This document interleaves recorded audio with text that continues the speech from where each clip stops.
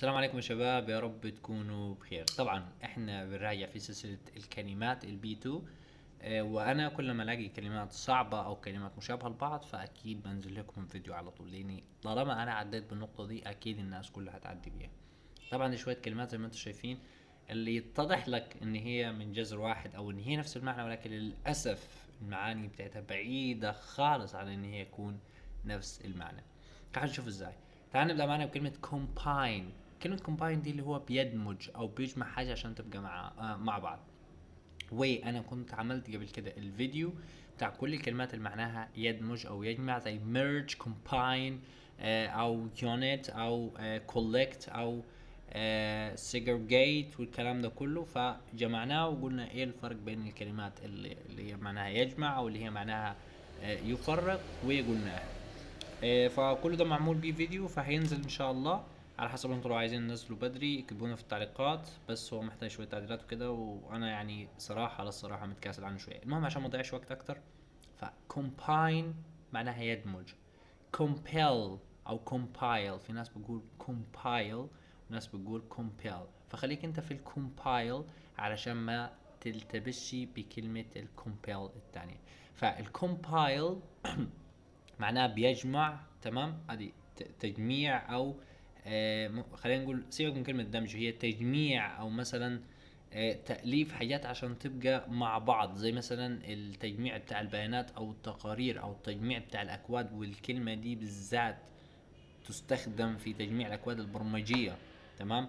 فخلي بالك في فرق بين كلمة دمج combine وجمع او تجميع اللي هي compile. وكلمة compel لاحظ ان الاي هنا تحس ان الاي سايلنت كده، اللي هو مثلا مش compel، لا compel تحس ان هو سايلنت، وبرضه ما تديهاش على القوي، فتخليها ان هو في يعني سن التهتها كده في الموضوع، بس ايه، ما تنطقش الاي. ف compel معناها اجبار او اكراه او ارغام. وطبعا الكلمات دي كلها في اشتقاقات منها خرافية. خد عندك ظروف وخد عندك صفات، والفعل بشتى انواعه واحجامه ومواضيعه، وخد عندك برضو النفي بتاع الكلمة، وخد عندك برضو اللي هو الإتاحية بتاعت الكلمة، زي مثلا لما يقولك حاجة كلمة كده وبعدين احط لك فيها able في الآخر، ففي برضو موال طويل في الكومبيل دي. تمام؟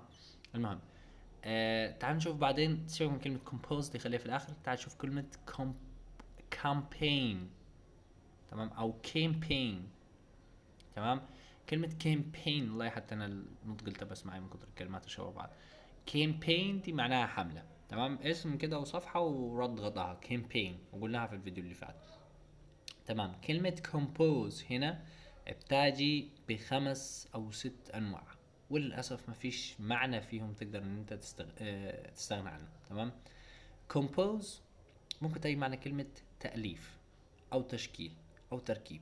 طب الكلام ده كله بينطبق عليه حاجات زي موسيقى، بس الموضوع مش بيقتصر في الموسيقى لوحدها، ممكن تألف أو تشكل أو تركب أي حاجة تاني ينطبق عليها الكلمتين دول. زي مثلا أنا مثلا بألف لي قصة، هقول إن أنا في الحالة دي compose. طيب صل أنا على مثلا محمد. عليه أفضل الصلاة والسلام، أنا مثلا بألف لي قصيدة، انا مثلا بألف لي شعر، انا مثلا بألف لي مثلا جهاز عشان يشتغل مثلا بالاي اي، انا مثلا بألف لي كود برمجي لحاجة علشان تعمل لي حاجة. فاهمين انتوا ازاي؟ فكومبوز. طيب معنى الثلاث كلمات دي. طيب ايه التاني بقى كلمة يهدئ او يوازن. شفت الاتزان النفسي؟ هي كلمة كومبوز دي.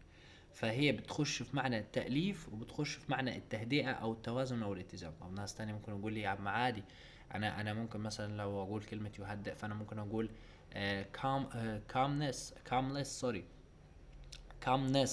سوري. فcalmness برضو معناها يهدئ. تمام؟ فلكن لا، calmness المعنى اللي هو الهدوء اللي هو بشكل عام. فانت تتكلم على vibes او تتكلم على السنسز بتاعتك اي حاجه، فممكن انت تستخدم معاها calmness. انما الفرق بينها وبين دي ان دي بتتعامل على الهدوء، اللي هو شفت الانسان كده لما بيبقى قاعد في قاعده كده بس هادئ، اللي هو شفت الكالم اللي هو الهدوء بعيد منه. تمام، اللي هو الهدوء ده ممكن يكون مثلا في الاتموسفير بتاعتك او في الفايبس اللي حواليك، ملهاش دعوه. لكن لما تبقى انت هادئ كده في نفسك وعندك توازن ذاتي وهدوء ذاتي، هي كلمه كومبوز دي. فالكلمات دي صراحة متداخلة جدا مع بعضها، اتمنى ان انتوا تفرقوا بينها. وما تنسوش لو احتجتوا اي حاجة تكتبوا لي برضه في التعليقات.